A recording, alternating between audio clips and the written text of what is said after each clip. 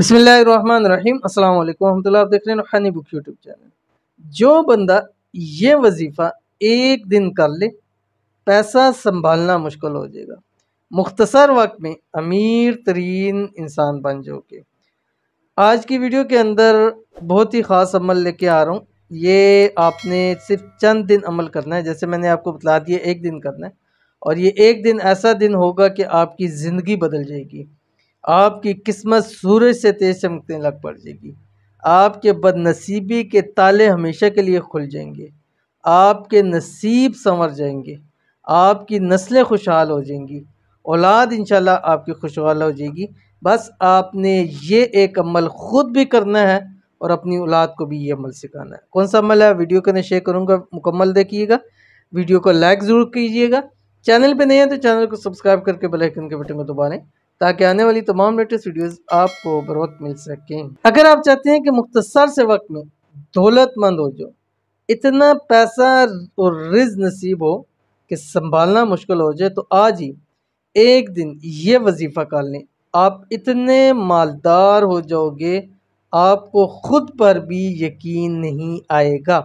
मुख्तसर वक्त का वजीफ़ा, इस वजीफ़े को आप किसी भी दिन कर सकते हैं, ठीक है, मंगल ट्यूसडे के अलावा, ठीक है। और चंद दिन आप लाजमी करें, ठीक है, ताकि आपको तमाम फ़ायदे हासिल हों। कितने दिन वो आपकी मर्ज़ी है, लेकिन एक दिन आपने ज़रूर करना है।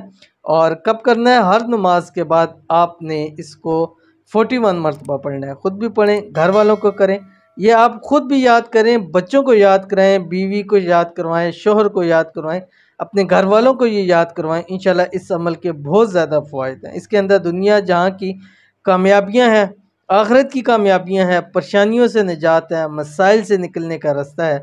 बहुत ही ख़ास अमल है। कौन सा आपकी स्क्रीन के ऊपर आ रहा है, इसको देख लीजिए। बिस्मिल्लाहिर्रहमानिर्रहीम।